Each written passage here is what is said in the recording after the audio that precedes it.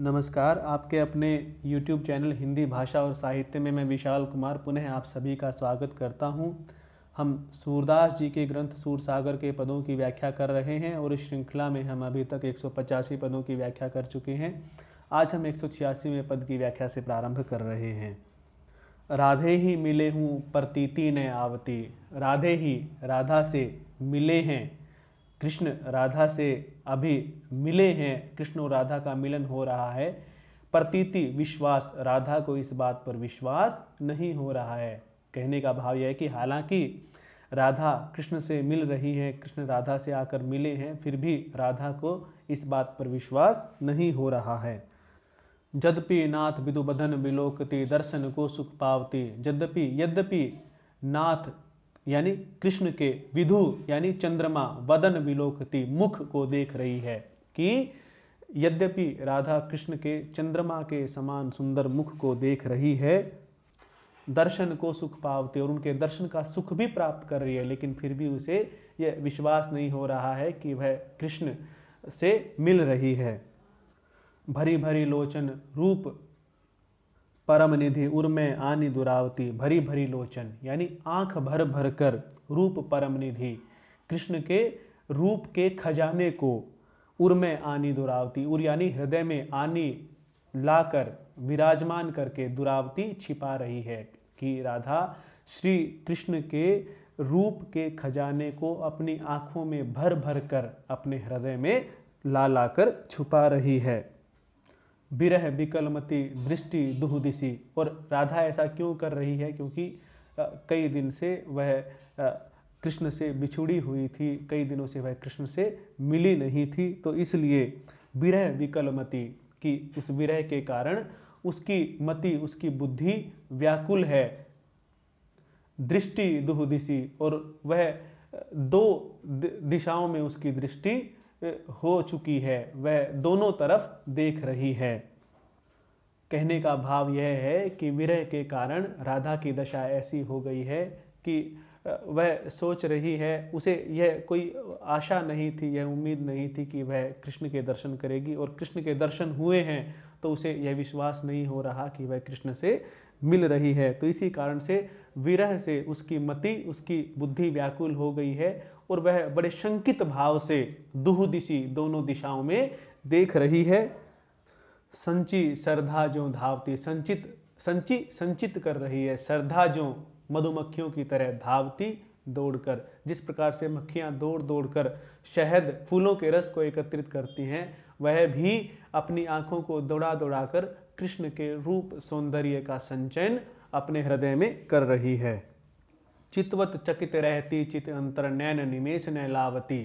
चितवत यानी कि देखते हुए, चकित रहती, चकित है, आश्चर्यचकित है, चित अंतर अपने हृदय में, कि वह कृष्ण को देखते हुए भी अपने हृदय में आश्चर्यचकित है। नैन निमेष न लावती, और अपने नैनों में को निमेष, एक क्षण के लिए भी न लावती, झपका नहीं रही है, अपनी पलकों को, अपनी आंखों को एक क्षण के लिए भी बंद नहीं कर रही है।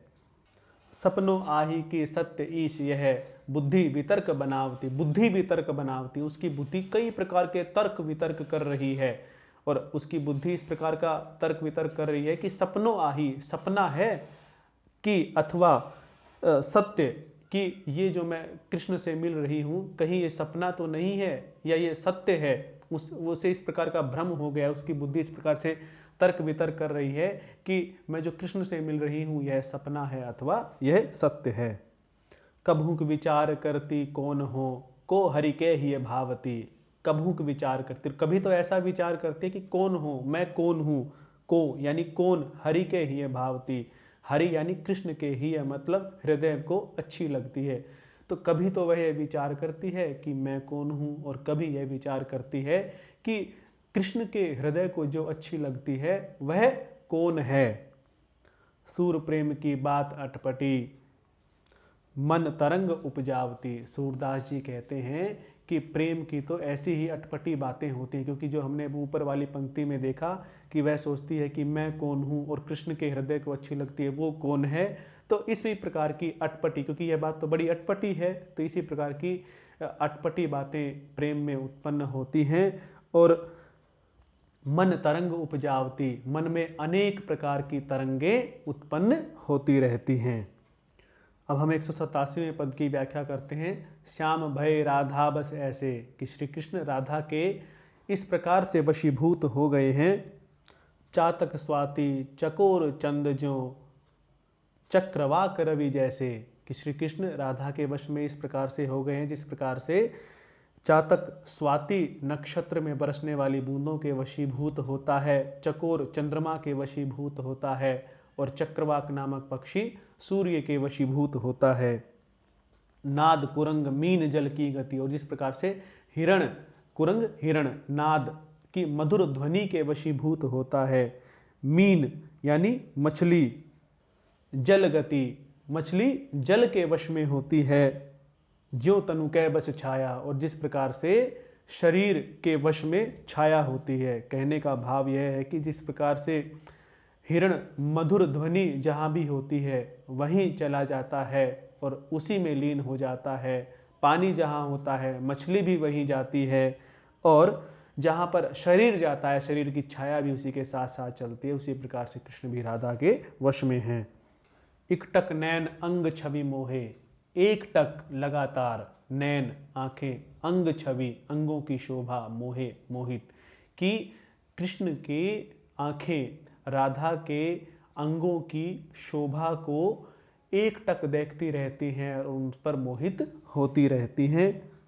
थकित भय पति जाया, और इस प्रकार से पति जाया वे कृष्ण, जाया यानी राधा की, वे जो कृष्ण हैं वे राधा की अंगों की सुंदरता को देखकर उनकी आंखें लगातार देखती रहती हैं, इसलिए उनकी आंखें भी थकित हो जाती हैं, उनकी आंखें भी थक जाती हैं। वे लगातार इतने तल्लीनता से राधा के अंगों की सुंदरता को देखते हैं। उठे उठत हैं, बैठे बैठत हैं, चले चलत हैं, सुधि नाही, कि वे कृष्ण का हाल तो अब ऐसा हो गया है कि राधा के उठने पर उठते हैं, बैठने पर बैठते हैं, चलने पर चलते हैं, सुधि नाही, और उन्हें अब अपनी स्वयं की सुध नहीं रह गई है।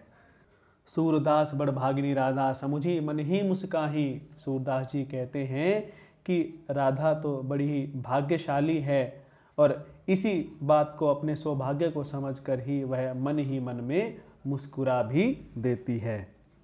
अब हम 188वें पद की व्याख्या करते हैं। ऐसी कुंवरी कहाँ तुम पाई। दरअसल संदर्भ यह है कि कृष्ण ने आज एक स्त्री का रूप बनाया है और राधा को भी यह बात पता है और वे राधा के साथ ही ब्रज में घूम रहे हैं। कृष्ण स्त्री का वेश बनाकर राधा के साथ ब्रज में घूम रहे हैं। तो जहाँ भी वे जाते हैं तो गोपियाँ राधा से प्रश्न करती हैं। उसी संदर्भ में यह पद है। ऐसी कुंवरी कहाँ तुम पाई, कि हे राधा तुम्हें यह इतनी अनुपम सौंदर्य वाली स्त्री कहाँ मिली। राधा हूँ तय नख शिख सुंदरी, अबलो कहाँ दुराई, कि राधा हूँ तय, राधा से भी अधिक नख शिख, नख से लेकर शिख तक यानी पैर से लेकर सिर तक, जिसमें सुंदरता ही सुंदरता विद्यमान है, और जो राधा से भी अधिक सुंदर है, अबलो कहाँ दुराई, कि अब तक कहाँ दुराई छिपाई हुई थी। कह रही राधा, ये राधा से भी अधिक सुंदर और सिर से लेकर पैर तक अनुपम सौंदर्यशाली यह स्त्री अब तक कहाँ छुपी हुई थी। अर्थात इसे तो हमने आज ही पहली बार देखा है। काकी नारी कौन की बेटी, कौन गांव तय आई, और ये किसकी नारी किसकी पत्नी है, काकी बेटी किसकी बेटी है, कौन गांव ते आई, और ये किस गांव से यहाँ पर आई है। देखी सुनी न ब्रज वृंदावन, सुधि बुद्धि हरति पर आई, देखी ना तो देखी है न ही सुनी है, कहाँ पर, न ब्रज में न वृंदावन में। हमने आज तक ब्रज और वृंदावन में न तो कहीं इसको देखा है न इसके बारे में कहीं सुना है। सुध बुध हरति पर आई, कि सुध बुध को हर रही, इसका सौंदर्य हमारी सुध बुध को भी हर रहा है।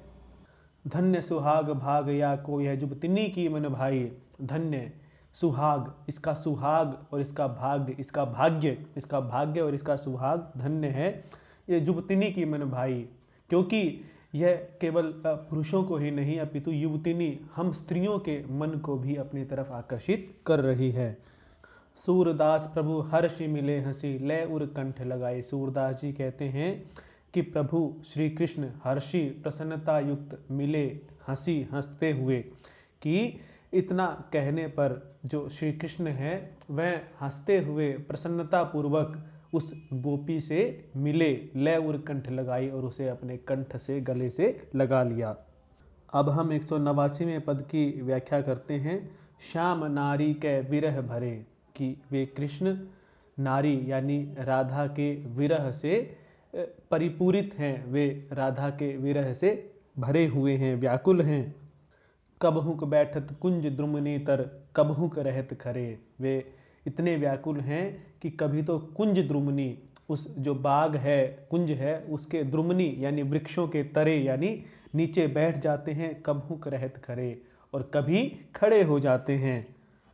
कबहुक तनु की सुरति विसारत कबहू सुरति आवत, कि कभी तो वो अपने तन की अपने शरीर की सुरति यानी याद सुध बुध भूल जाते हैं और कभी उन्हें अपने शरीर की याद आती है। अर्थात कभी तो वे अपना होश खो देते हैं और कभी उन्हें अपना होश आता है।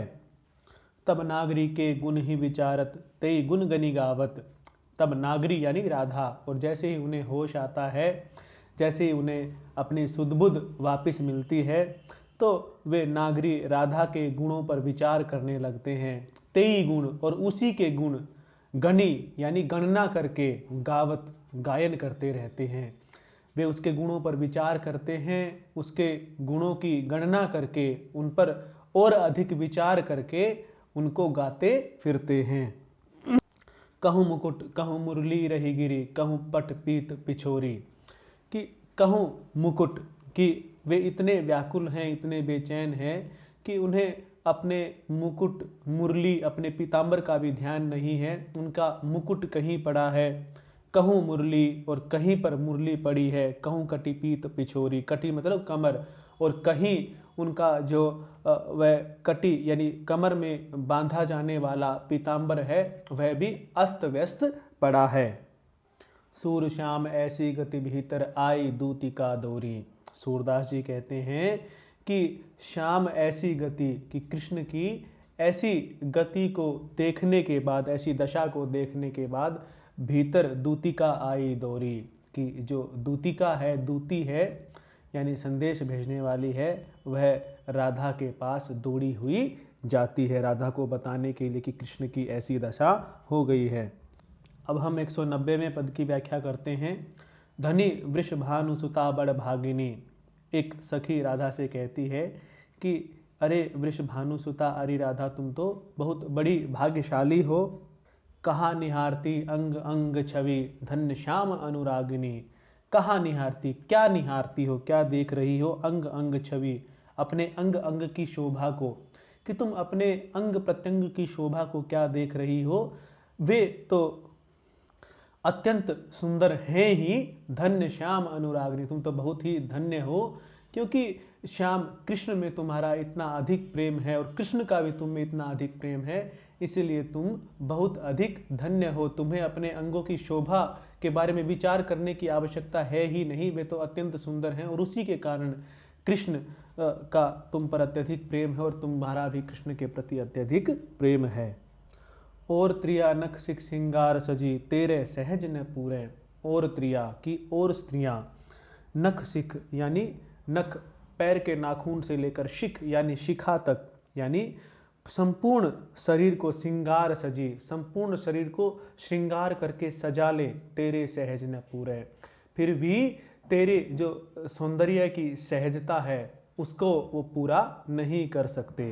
कहने का भाव यह है कि सखी राधा को कहती है कि और कोई स्त्री चाहे नख से लेकर शिख तक पूरा श्रृंगार कर ले, लेकिन वे तेरे सहज सौंदर्य को प्राप्त नहीं कर सकती।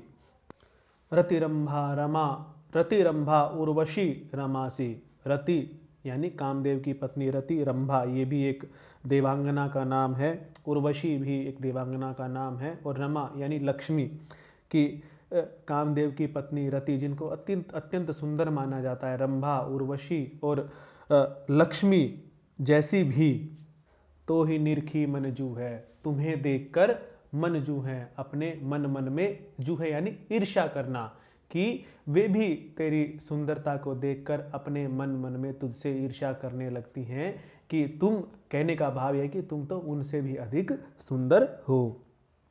ये सब कंत सुहागिनी नाही, तू है कंत प्यारी।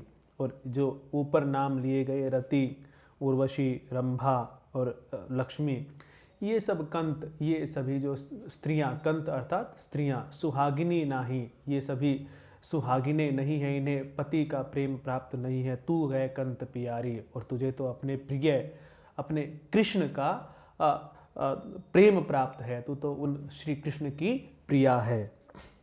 सूरधन्य तेरी सुंदरता, तोसी और न नारी। सूरदास जी कहते हैं कि वह गोपी राधा से कहती है कि तेरी सुंदरता भी धन्य है, और तुझ जैसी और कोई नारी इस संसार में नहीं है।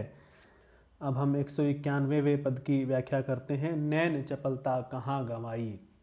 देखिए, इसमें प्रसंग ये है कि श्री कृष्ण किसी और गोपी के साथ प्रेमालाप कर रहे थे, तो जब वे पूरी रात भर किसी और गोपी के साथ प्रेमालाप करते रहे और फिर वे राधा के पास आए, तब राधा उनसे कहती है, उनके क्योंकि सदैव कृष्ण की आंखों में एक चंचलता दिखाई देती थी, एक अलग ही चंचल आंखें दिखाई देती थी, लेकिन आज क्योंकि वे रात भर जगे हैं, किसी अन्य गोपी के साथ प्रेमालाप कर रहे थे, तो इस कारण से उनकी आंखों में आज चंचलता नहीं है, बल्कि उनकी आंखों में आलस्य है। उसे ही लक्ष्य करके राधा कहती है, नैन चपलता कहाँ गवाई, कि अरे लाला, अरे कान्हा, तुमने आज अपनी आंखों की चंचलता कहाँ गंवा दी है, अर्थात तुम्हारी आंखों की चंचलता आज कहाँ गई।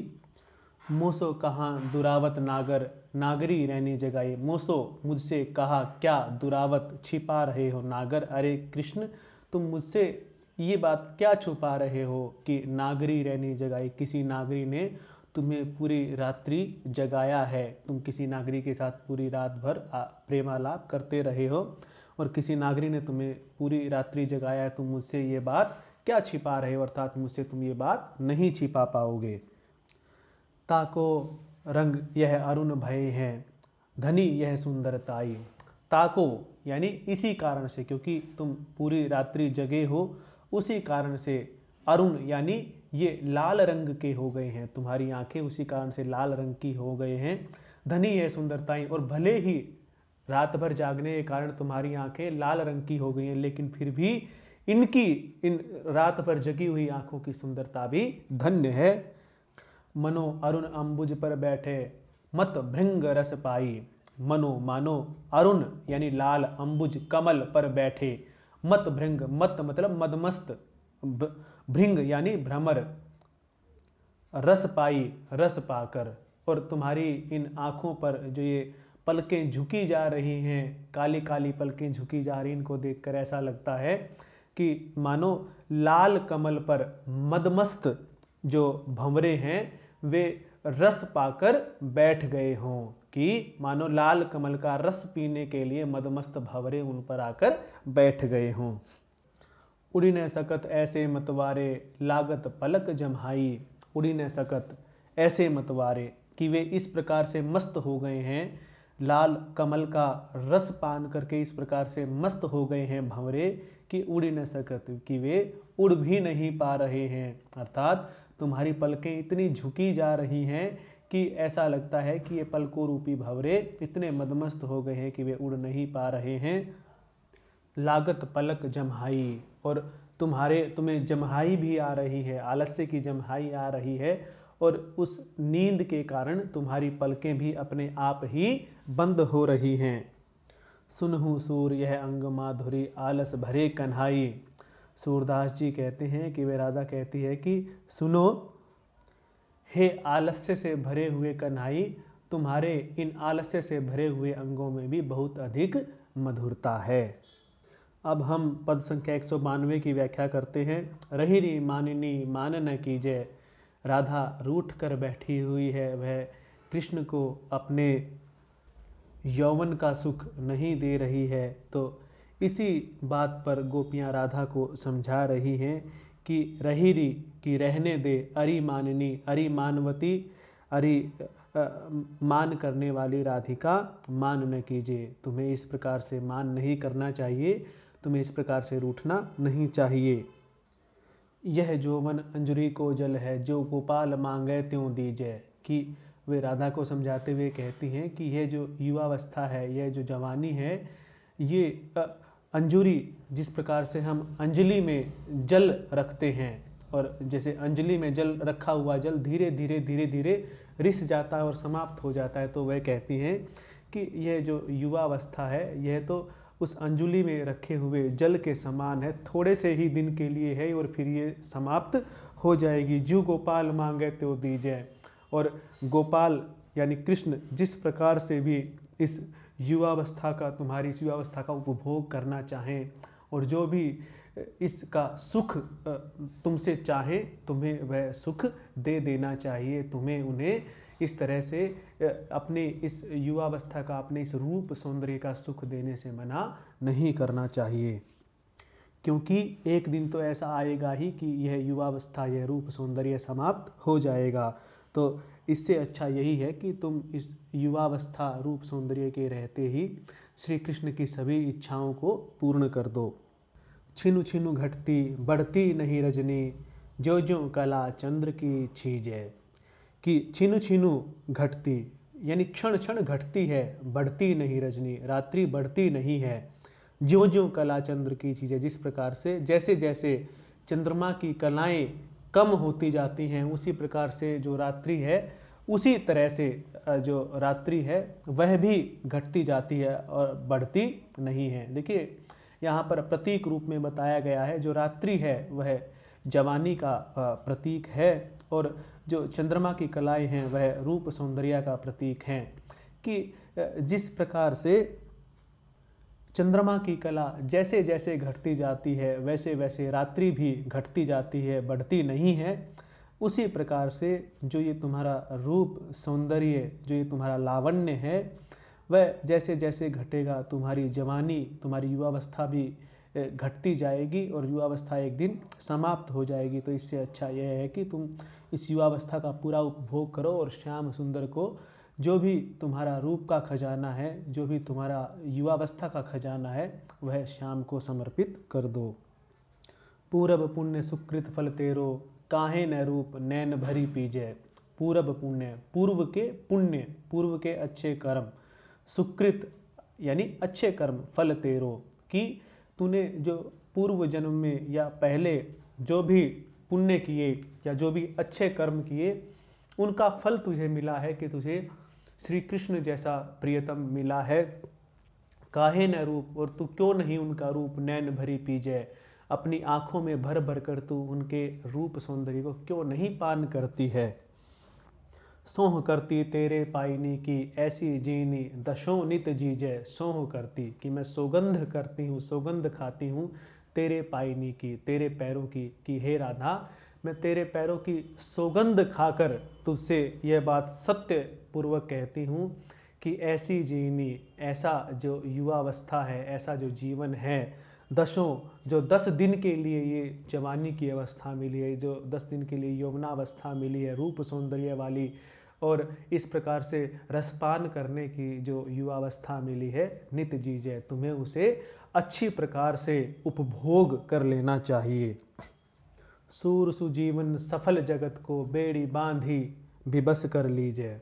सूरदास जी कहते हैं कि जीवन सुफल जगत को, कि जगत में उसी का जीवन सफल है, कि जगत में, संसार में उसी का जीवन सफल है। बेड़ी बांधी विबस कर लीजिए, जो बेड़ियों में बांधकर अपने वश में कर लेता है, किसको? मान को।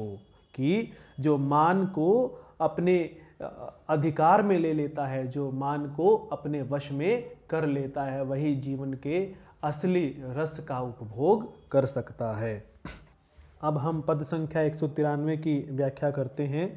राधा सखी देखी हर्षानी, कि राधा नाराज है, रूठी हुई है, कृष्ण ने उसके पास एक सखी को भेजा है। तो वह सखी जब राधा के पास आई है तो राधा सखी देखी हर्षानी, राधा उस सखी को देखकर बहुत ही प्रसन्न हो जाती है। आतुर श्याम पठाई या को अंतर्गत की जानी, आतुर यानी कि उत्सुक, कि कृष्ण मुझसे मिलने के लिए उत्सुक हैं, इसीलिए उन्होंने पठाई, उन्होंने इसको भेजा है। अंतर्गत की जानी कि वे मेरे हृदय की बात जानते हैं कि मैं कृष्ण से मिलना चाहती हूँ और अब मैं मान गई हूँ, तो उन्होंने मेरे हृदय की यह बात जान ली है और इसीलिए मिलने के लिए यानी संदेश देकर इस सखी को मेरे पास भेजा है। वह शोभा निरखत अंग अंग की रही निहारी निहारी, और जो वह सखी आई थी वह शोभा निरखत देख रही है अंग अंग की, राधा के अंग अंग की सुंदरता, अंग अंग की शोभा को देख रही है। रही निहारी निहारी, और वह उस शोभा को देखती की देखती रह गई।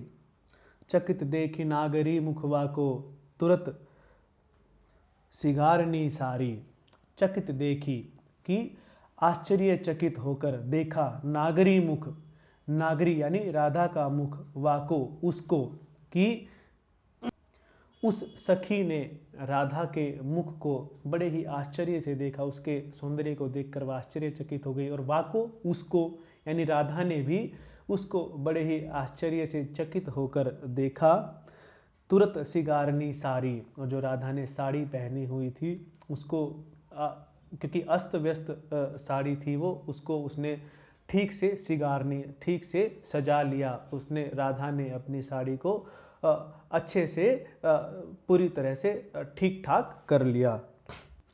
ताही कहियो सुख दे चली हरि के हरि को, मैं आवती हो पाछे, ताही कहियो, और उस सखी ने उससे कहा, ताही मतलब उससे कहा यानी राधा से कहा, सुख दे चली हरि के हरि को, क्षमा कीजिएगा, ताही कहियो यहाँ पर अर्थ आएगा कि राधा ने उस सखी से कहा, सखी ने राधा से नहीं, फिर तो राधा ने ताही कहियो उस सखी से कहा कि तू सुख दे चल हरि को, कि तू अभी पहले तू जा और तू हरि को सुख प्रदान कर, कृष्ण को सुख प्रदान कर, मैं आवती हो पाछे, और तेरे जाने के बाद मैं तेरे पीछे पीछे ही कृष्ण के पास आ रही हूँ।